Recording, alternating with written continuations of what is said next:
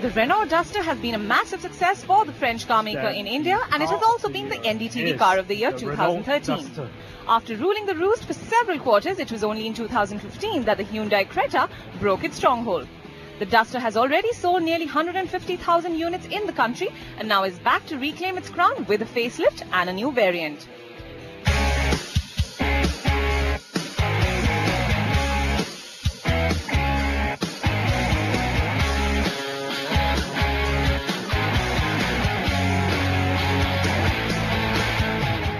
The new Duster was first shown at the 2016 Auto Expo in February 2016 when it was unveiled. The market launch has taken place last week and, as expected, introduces the much-awaited AMT variant to the market too. Now, when it comes to any AMT, you're really going to end up judging it on 3 levels, fair or unfair. We'll possibly leave that to you, but really you're going to compare it to more sophisticated automatic gearboxes like a dual clutch or even a CVT. And I can tell you straight off, of course, there's probably a no contest there, because this will never measure up to something that is sophisticated, that is meant to do a much quicker job of gear changes. This is, remember, a more rudimentary system. So let's get that out of the way. The second would be a comparison to its own manual counterpart. And yes, if you really think about it, the kind of time or the delay that there is associated with the AMTs changing gears, it's about the same as what you would physically do with your hand if it was a regular conventional manual gearbox. And so possibly in this case especially, I have to say, it's pretty comparable. And then you got the comparison to other AMTs in the market, and that's where I think really this is going to make a big difference, because so far people accepted AMTs because yes, they were convenient, they were cheaper to buy than regular automatics, and so you kind of made do with the compromise that you associate with AMTs. This car might change that perception, because while of course you still know it's an AMT, there are those little delays and little pauses when it comes to the gear changes. It's a whole lot more refined. It's not clunky, there's no jerky change of gear, and it's all subtly, nicely done. Yes, on the downshift especially, sometimes you end up waiting and you want to do a quick overtake, you want that quick downshift. It doesn't happen, but it's about getting used to. You could switch it to manual mode and then do the downshift yourself. So really, I have to say hats off to Renault engineers. It's a really well done AMT, and possibly the one that now sets the benchmark for quality, performance for AMTs going forward in the Indian market.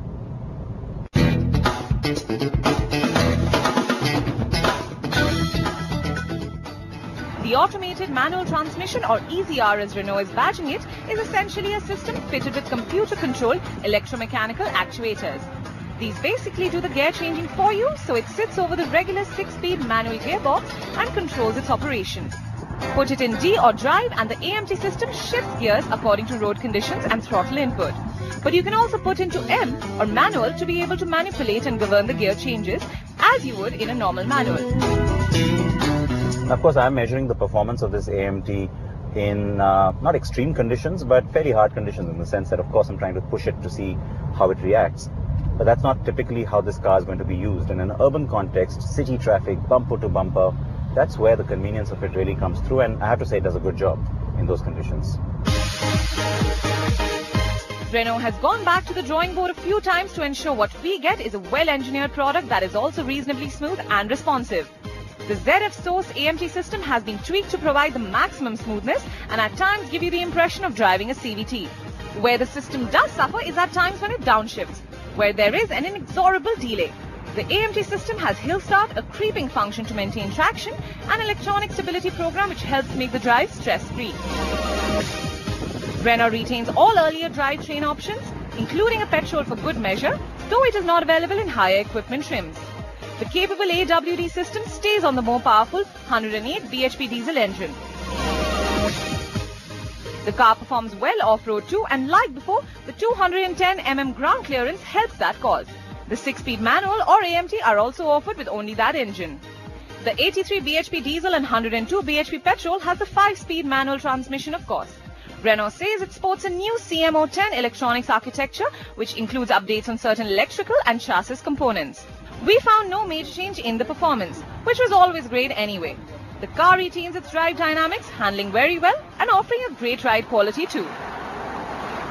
Now, there's no change in the metal, and which is why the housing of that tail lamp cluster remains the same. So within that space, Renault has tried possibly a little too hard to redesign it.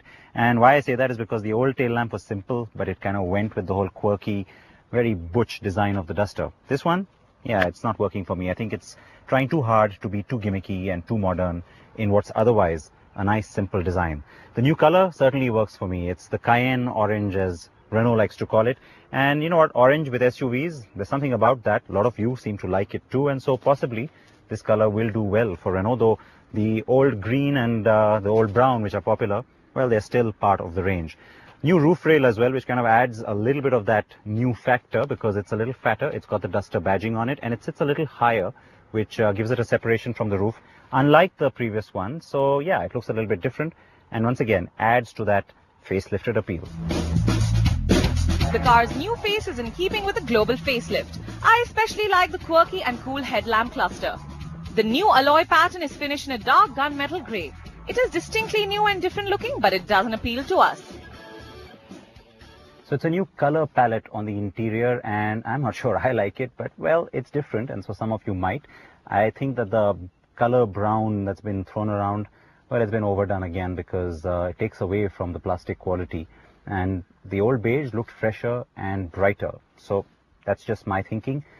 You can tell me if you like it or not. Now, as far as the rest of the changes go, you get piano black on the central console, which does look quite nice. And it surrounds that big screen, which has navigation and all of those options at the top end. It makes it look a little bit more upmarket. The AC controls have changed as well, which again do definitely look more upmarket. The quality of the buttons, the plastic, nicely done. The big change, of course, is this AMT, and that's really where my attention goes when I get into this new cabin. Of course, you still have the other variants, the manual, the four-wheel drive as well. All of them get the superficial changes.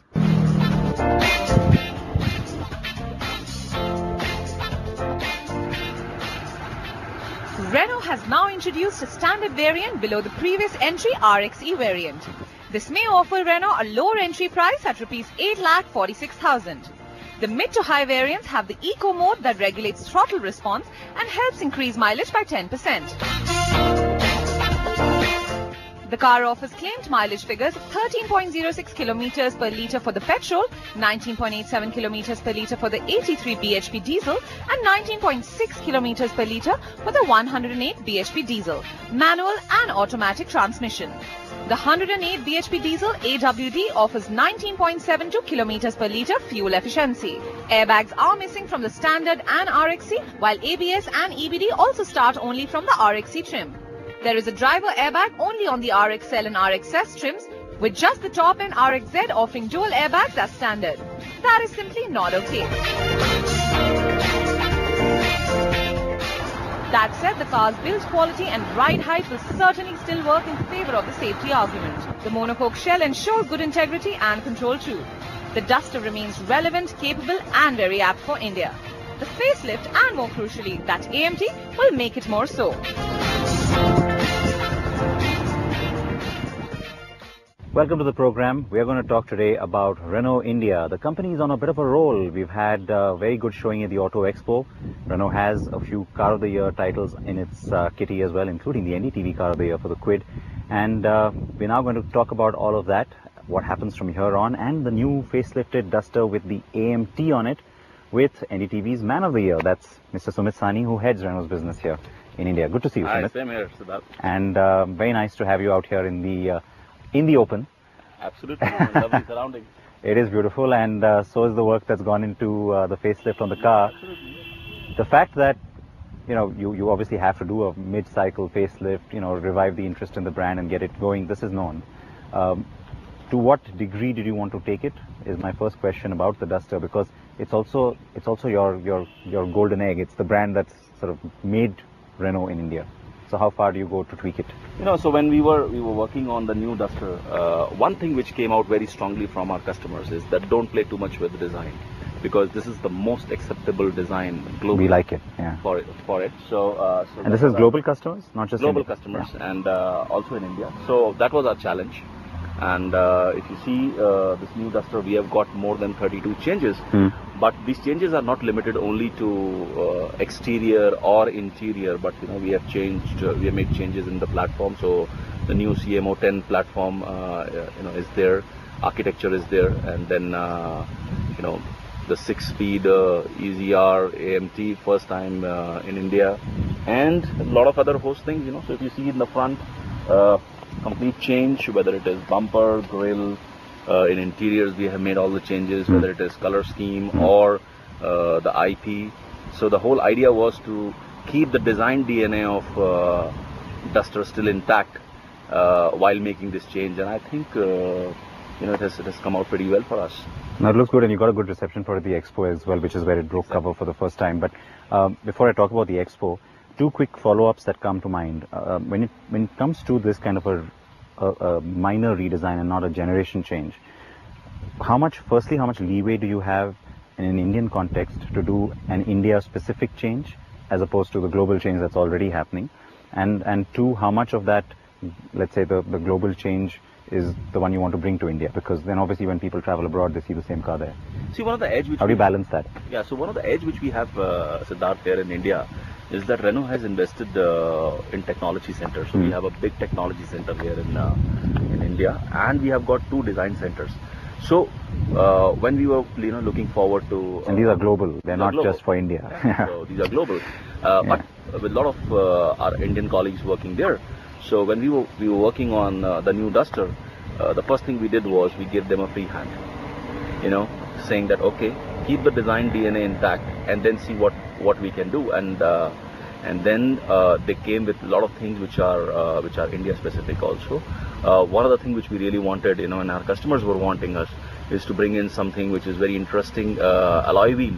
So as you can see, we have now introduced the gunmetal finish alloy wheel.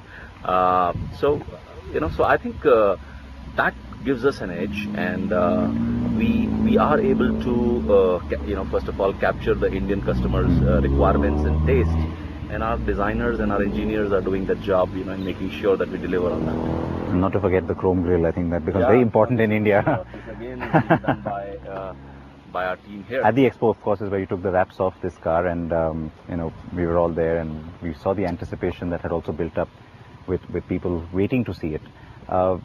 Happy with the reaction, or is that an understatement? No, I would say I'm more than happy with the reaction. And the first thing is, we have a very, very strong community called Gang of Dusters. So yes, in India we have sold more than 1.5 lakh Dusters, and this community is over 50,000. And the first reaction was very, very positive.